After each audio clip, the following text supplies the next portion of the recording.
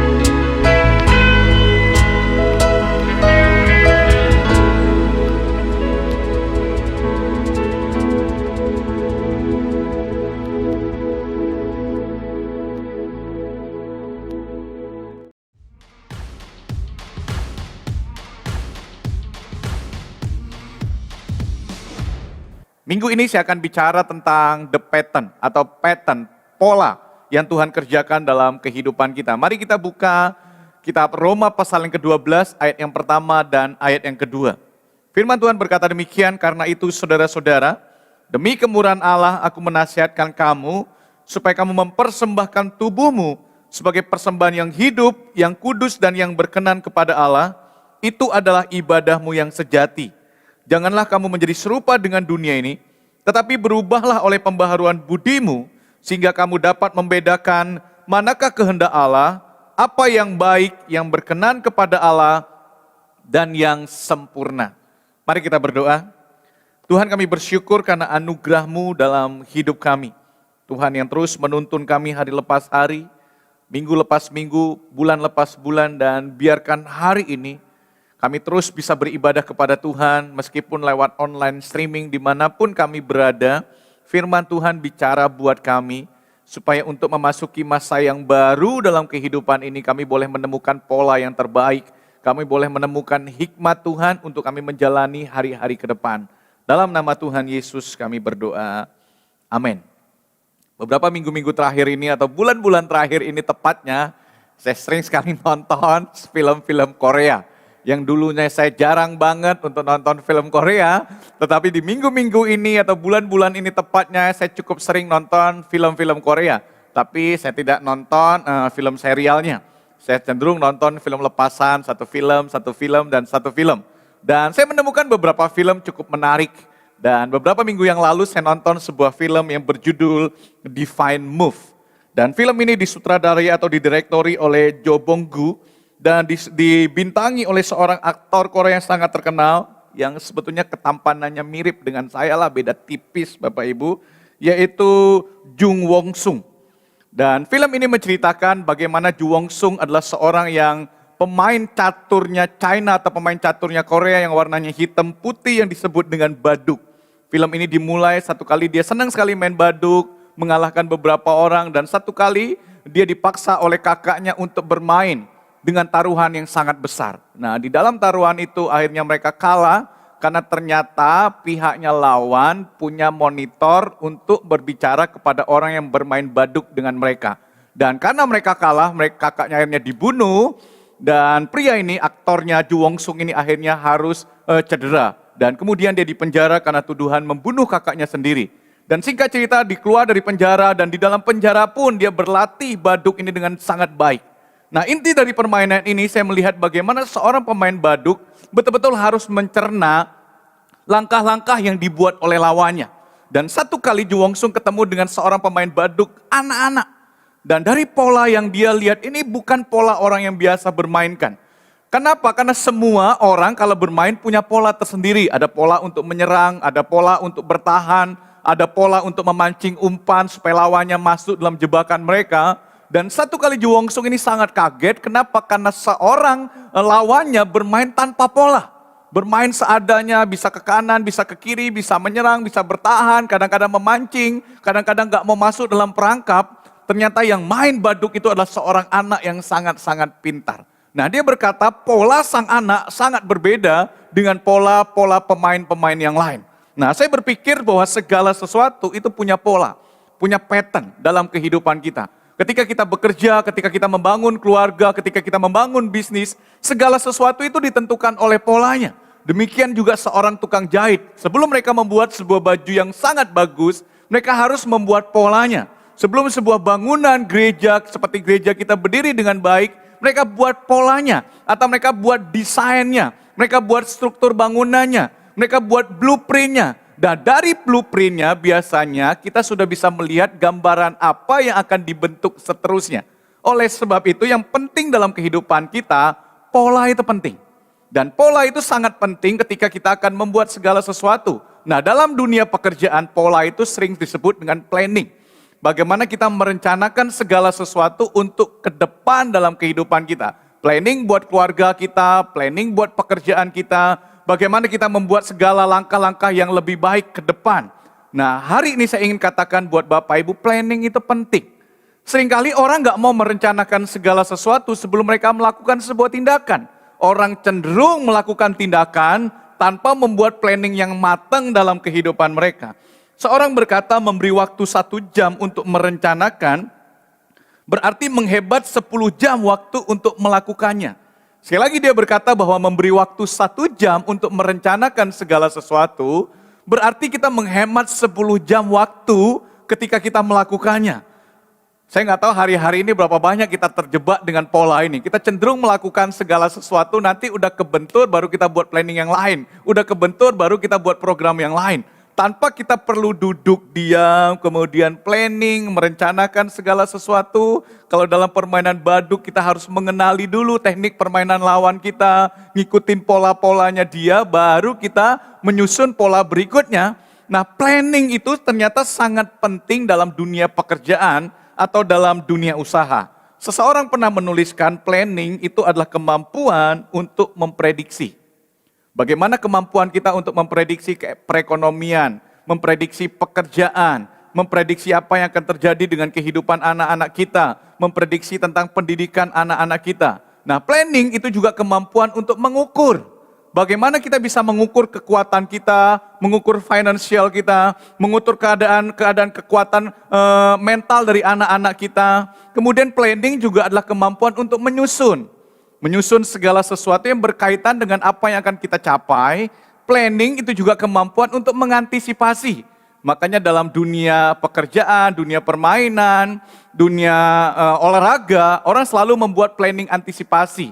Atau dari planning A, kalau planning A gagal, mereka akan buat planning B. Kalau planning B gagal, mereka akan buat planning C. Mereka udah punya antisipasi beberapa kegiatan-kegiatan atau beberapa program-program. Kemudian, planning itu juga adalah kemampuan untuk mengontrol. Nah, dari semuanya itu, planning adalah kemampuan untuk memprediksi, mengukur, menyusun, mengantisipasi apa? Masa depan yang akan terjadi. Jadi planning itu adalah bagaimana sikap kita untuk duduk diam dulu, kemudian kita mengukur segala sesuatu, kita memprediksi segala sesuatu, kita menyusun segala sesuatu, kita mengantisipasi segala sesuatu, kita mengontrol segala sesuatu sebelum kita melakukannya. Lukas pasal 14 ayat yang ke-28 berkata demikian, sebab siapakah di antara kamu yang kalau mau mendirikan sebuah menara, tidak duduk dulu, membuat anggaran biayanya kalau-kalau cukup. Sekali lagi Yesus berkata, sebab siapakah di antara kamu yang kalau mau mendirikan sebuah menara, diibaratkan mereka akan mendirikan sebuah menara, dia nggak duduk dulu. Kemudian dia akan membuat anggarannya supaya dia tahu apakah keuangannya dia itu cukup untuk mendirikan menara. Nah, kalau boleh saya tarik lebih dalam, sebelum orang itu mengukur anggaran biayanya, pasti dia udah buat pola dulu. Pasti dia udah buat pattern dulu. Pasti dia udah buat gambaran dulu menara seperti apa yang akan dia bangun. Nah, dari situ baru dia bisa tahu berapa anggaran yang dia butuhkan untuk dia membangun menara itu. Bapak, Ibu, dan Saudara dikasihi Tuhan dan teman-teman, saya percaya mengerjakan itu baik. Tetapi mengetahui polanya itu jauh lebih baik. Sekali lagi, mengerjakan segala sesuatu itu sangat baik. Kenapa? Karena saya percaya juga pola tanpa aksi itu juga nggak akan mendatangkan hasil. Tetapi ingat, sebelum kita mengerjakan segala sesuatu, kita harus mengetahui polanya dulu. Kita harus mengetahui patternnya dulu. Kita harus mengetahui gambarannya dulu. Kita harus membuat planning-planning apa yang akan kita kerjakan dalam kehidupan ini. Nah, seorang berkata demikian bahwa dia berkata understanding of life begin with the understanding of pattern. Dia berkata bagaimana kita bisa mengerti kehidupan kita adalah ketika kita belajar untuk mengerti pola-pola yang terjadi dalam kehidupan ini. Saya percaya bahwa sepanjang di dalam Alkitab, Tuhan juga menggunakan pola.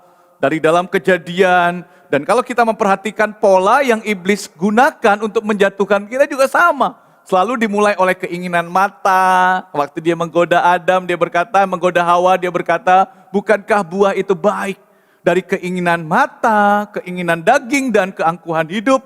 Dan pola yang sama yang iblis bawa ketika dia akan menghancurkan Yesus. Waktu dalam ujian pencobaan di padang gurun. Dia berkata kepada Tuhan, kamu gak lihat dunia ini. Segala sesuatu pola yang sama, dia bawa lagi untuk mencoba Yesus. Dan Yohanes juga mengingatkan kita, tentang bagaimana keinginan mata, keinginan daging, dan keangkuhan hidup, itu yang menghancurkan kehidupan kita. Nah, sebetulnya di dalam Alkitab, Tuhan sudah menggunakan begitu banyak pola untuk berbicara kepada kita bagaimana cara kita melakukan. Sebetulnya pola-pola yang Tuhan tulis itu ada di sepanjang Alkitab, tinggal kita membaca, tinggal kita merenungkan, kita tinggal susun segala sesuatu dengan baik, sebelum kita mengatur kehidupan kita ke depan. Ketika Tuhan bicara kepada Nuh dalam Kejadian pasal yang ke-6, Tuhan berkata kepada Nuh, tolong kamu akan buat bahtera. Tuhan kasih gambarannya dengan sangat-sangat jelas kepada Nuh. Bahteranya tingginya sekian, lebarnya sekian, di dalamnya ada berapa kolom, kemudian bahtera itu terbuat dari apa yang akan menjadikan bahtera itu untuk lem atau jala-jalanya. Bayangkan zaman dulu Nuh belum pernah melihat orang membangun bahtera sepanjang hidupnya Nuh. Dan Nuh membuat bahtera itu di mana? Di atas bukit. Dan Nuh membuat bahtera sesuai dengan pola yang Tuhan buat. Nah, ketika Tuhan berbicara kepada Aholiab, Tuhan berkata bagaimana dia harus membangun mezbah bait suci Tuhan, membangun mezbah korban bakaran, kolam pembasuhan, semuanya diatur dengan sangat baik. Dia bicara kepada dua orang ini supaya membuat sebuah tempat yang dipakai sebagai perlengkapan di dalam bait suci. Waktu itu belum ada YouTube untuk mempelajari, belum ada Google untuk mempelajari bentuknya. Tapi Tuhan kasih pola dengan jelas. Nah, bagian mereka tinggal mengikuti segala instruksi-instruksi yang Tuhan berikan buat mereka. Dan akhirnya mereka bisa membangun mezbah Tuhan atau kemah-kemah perjanjian yang Tuhan buat mereka sepanjang perjalanan mereka di padang gurun. Termasuk tokat ungsungan dan yang lain. Bagaimana Tuhan berbicara dengan sangat detail dalam setiap pola kehidupan mereka. Nah, hari ini kita membaca dari Roma pasal 12. Ayat yang pertama dan ayat yang kedua. Ini tulisan Paulus kepada jemaat Tuhan yang ada di Roma. Dan dari Tuhan berkata bagaimana kehidupan mereka udah ditebus, mereka sudah diselamatkan. Tuhan berkata buat mereka, mau nggak sekarang kamu hidup dengan pola yang berbeda dari apa yang dilakukan oleh orang dunia dengan pola yang akan Tuhan berikan dalam kehidupan mereka. Makanya Alkitab dalam NIV berkata demikian, do not conform to the pattern of this world. Jangan kamu menjadi serupa dengan pola yang dibuat oleh dunia ini. Semua kejadian-kejadian di dunia ini ada polanya, ada patternnya. Tetapi dia berkata kamu harus mengalami perubahan di dalam pikiranmu supaya kamu bisa menemukan pola yang akan Tuhan berikan dalam hidupmu. Sekali lagi, Tuhan seolah-olah ingin berkata buat kita jangan buru-buru bertindak sebelum kamu tahu gambar besarnya. Sekali lagi, jangan buru-buru bertindak, jangan buru-buru melakukan segala sesuatu sebelum kita tahu gambaran besarnya. Sebelum kita tahu pola yang akan Tuhan bicarakan dalam kehidupan kita. Nah, mungkin hari-hari ini ada begitu banyak orang nggak seneng. Ketika ada new normal, ketika segalanya sudah dibuka, dan beberapa di antara kita terjebak dengan satu kata yang namanya buru-buru, rush. Kita terjebak dengan sebuah kata yang namanya buru-buru. Kenapa nih mumpung orang lain belum melakukan? Kita masuk new normal, bergerak cepat itu baik. Tetapi kadang-kadang ada waktunya untuk kita, Tuhan ajak berpikir dulu, merenungkan dulu, membuat planning dulu sebelum kita melakukan segala sesuatu. Saya melihat bagaimana Tuhan mempersiapkan orang-orang sebelum Tuhan pakai mereka jadi luar biasa. Tuhan selalu melibatkan mereka dengan sebuah kata yang namanya kata menunggu. Walaupun kata menunggu menjadi kata yang paling kita nggak senangi dalam kehidupan kita. Tetapi terkadang menunggu itu penting tanpa berbuat sesuatu, bukan berarti kita nggak buat apapun. Menunggu sambil kita membuat pola-pola yang terbaik atau planning-planning yang terbaik, apa yang akan kita lakukan ke depan.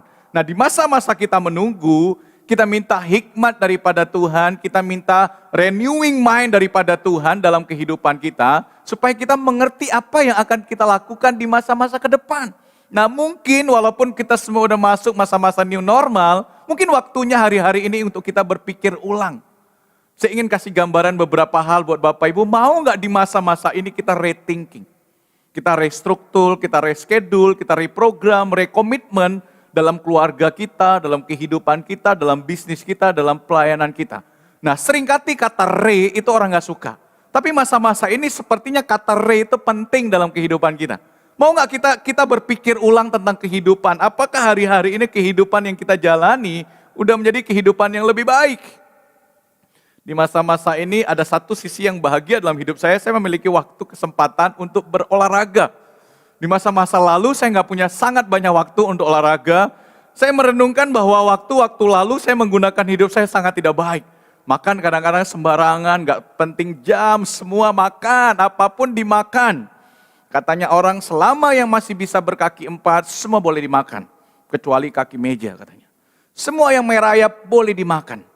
Kecuali kereta api. Semua yang di udara juga boleh dimakan. Kecuali pesawat terbang katanya. Semua yang di laut juga boleh dimakan. Kecuali kapal selam. Nah, saya makan segala sesuatu, tapi di masa-masa work from home, saya berpikir ulang. Ada hal-hal yang saya harus batasi dalam hidup saya. Saya menggunakan waktu saya, kalau dulu makan sembarangan, sekarang mulai berolahraga dengan baik. Makanya agak sedikit six pack. Bapak Ibu lihat? Nah, berpikir ulang tentang kehidupan saya mulai membuat struktur-struktur ulang, bagaimana saya mengatur kehidupan saya, membuat schedule ulang, membuat program ulang, dan ada beberapa mungkin yang kita perlu komitmen ulang untuk membangun kebiasaan kita. Kalau dulu kadang-kadang nggak pernah olahraga, saya mulai bangun komitmen dalam hidup saya untuk berolahraga minimal 2 hari sekali deh, apapun treadmill ringan, angkat beban ringan, apapun yang penting saya membuat tubuh saya supaya bisa bekerja dengan lebih baik. Nah mungkin hari-hari ini juga kita perlu berpikir ulang tentang keluarga kita. Apakah kita sudah membawa keluarga kita ke langkah yang lebih baik? Kita sudah membawa keluarga kita untuk lebih dekat dengan Tuhan di masa-masa ini. Mungkin kita perlu berpikir ulang, menstruktur ulang tentang bisnis kita. Ada hal-hal yang harus kita buang, ada hal-hal yang harus kita perbaiki. Ada schedule-schedule yang harus kita ubah dalam kehidupan kita. Mungkin planning-planning pekerjaan kita sepanjang tahun ini berantakan. Tetapi maukah kita reschedule, reprogram, rekomitmen di dalam pelayanan kita sekalipun. Nah kata itu memberikan kita kesempatan untuk mempelajari pattern yang baru. Mempelajari pola yang baru yang Tuhan ingin kita lakukan. Nah seorang berkata, we are all part of some great cycle. Some pattern that it was only God purpose to understand. Kita semua ada dalam sebuah cycle yang luar biasa. Beberapa pola itu menjadi rencana Tuhan yang terbaik dalam kehidupan kita. Nah tugas kita adalah belajar menemukan tujuan Tuhan dalam hidup kita. Kenapa? Karena saya sangat percaya pola yang baik itu selalu menghasilkan hasil yang baik. Sekali lagi pola yang baik itu selalu menghasilkan hasil yang baik. Dalam versi NIV, ayat ini berkata demikian, fix your attention to God, you will be changed from the inside out. Readily recognize what He wants from you and quickly respond. Ada beberapa hal kata-kata yang saya kuningkan di situ. Yang pertama, fix your attention to God.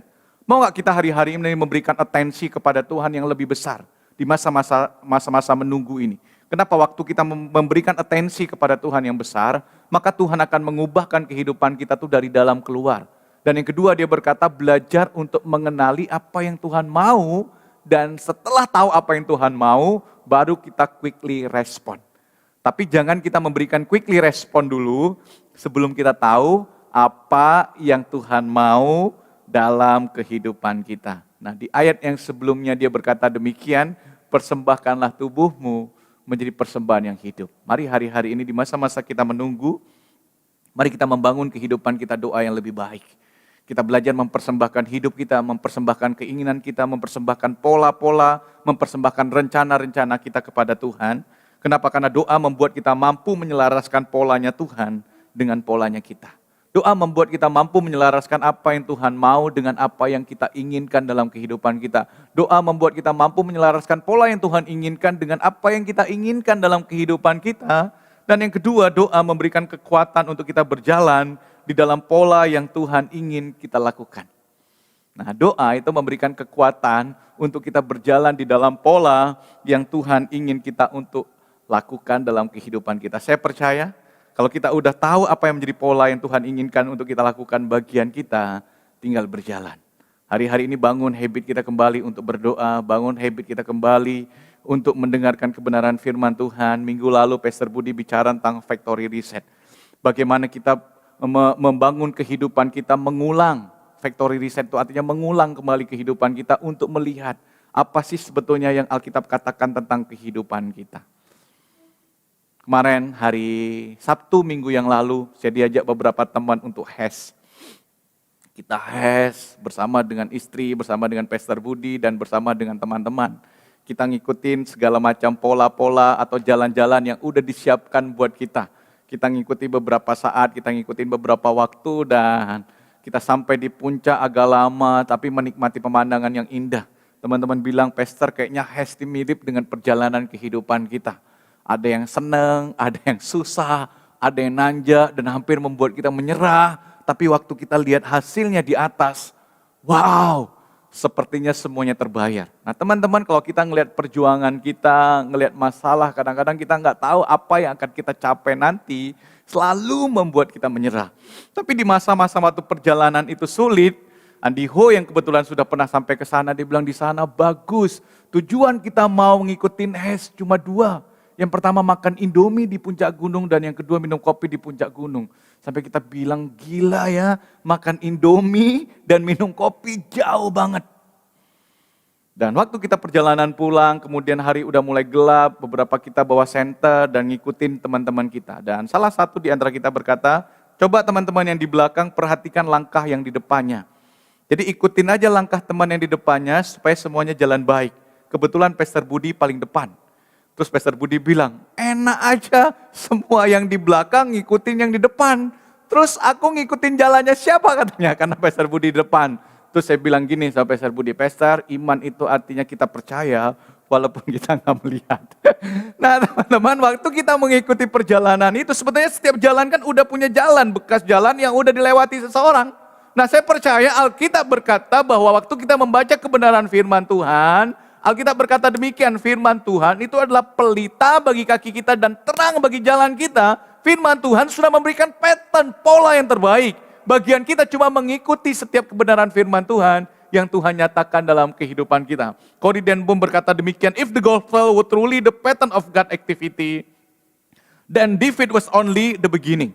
Dia berkata bahwa jika Alkitab itu merupakan betul-betul sungguh-sungguh menunjukkan pola dari aktivitas yang Tuhan kerjakan dalam kehidupan kita, dia berkata bahwa kekalahan itu hanya akan terjadi di awal.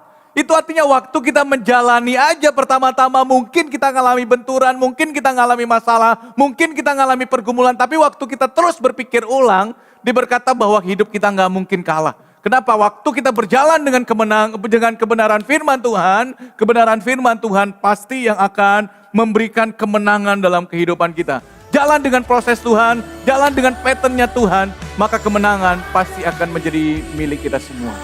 Tuhan memberkati. Saya percaya bahwa kebenaran firman Tuhan yang telah kita dengar pada saat ini telah memberkati kita semua, dan semua kita mendapatkan bagaimana caranya untuk kita hidup sesuai dengan apa yang Tuhan mau, sesuai dengan pola yang telah Tuhan ajarkan kepada kita semua lewat kebenaran firman Tuhan. Firman Tuhan mengatakan bahwa firman Tuhan itu adalah pelita bagi kaki kita dan terang bagi jalan kehidupan kita. Dan sungguh saya mendorong Anda semua untuk di hari-hari ini kita hidup sebagaimana yang Tuhan mau, bukan seperti yang dunia mau. Terima kasih buat Pastor Indra Puspa yang sudah memberkati kita semua. Dan berkat Tuhan akan melimpah buat Pastor Indra Puspa dan keluarga. Mari jemaat Tuhan, kita akan terima berkat Tuhan. Terima kasih buat segala berkat firman yang telah disampaikan kepada kami semuanya. Dan sungguh itu telah mengajari kami untuk bagaimana kami hidup sesuai dengan rencana Tuhan, sesuai dengan aturan demi aturan yang telah firman Tuhan ajarkan kepada kami semua. Biar firman Tuhan yang menjadi tuntunan kehidupan kami, dan biar hidup kami sebagaimana apa yang Tuhan katakan tentang hidup kami.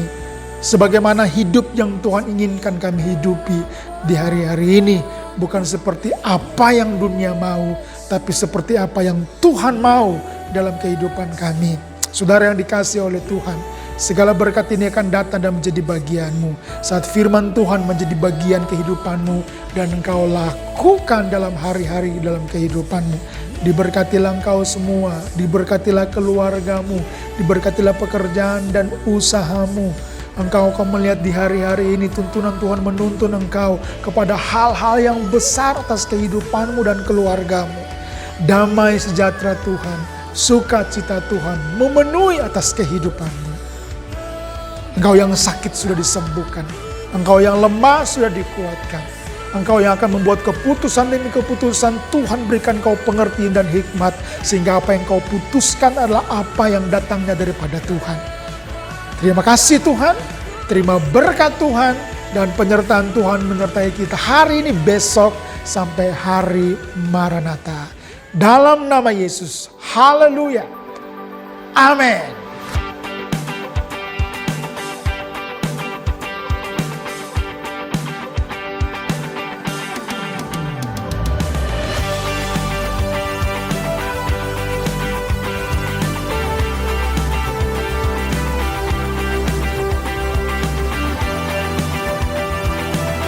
Terima kasih saudara semua sudah mengikuti online service kita di hari ini, dan saya percaya bahwa Tuhan akan tetap menyertai kita semuanya sebagaimana Dia berjanji menyertai kita sampai kesudahan zaman.